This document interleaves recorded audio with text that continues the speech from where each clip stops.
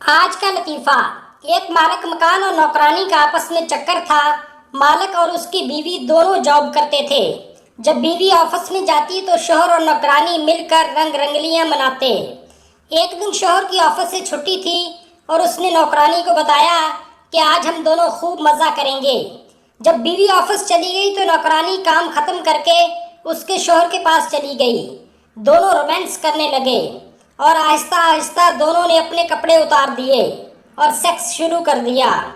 बीवी को ऑफिस से जल्दी छुट्टी हुई तो वो सीधा घर आ गई।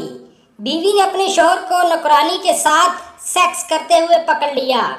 नौकरानी माफिया मांगने लगी, माफ कर दो बीबी जी प्लीज, मुझसे गलती हो गई है। साहब जी ने कहा था मैं तुम्हें 500 रुपए दूंगा, इसलिए मैंने ये सब कुछ किया।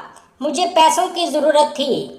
मालकन ने कहा घबराने की कोई जरूरत नहीं है, मैं तुम्हें 2000 रुपए देती हूँ। मुझे बस इतना बता दे कि तुमने साहब जी का सौदा खड़ा कैसे किया।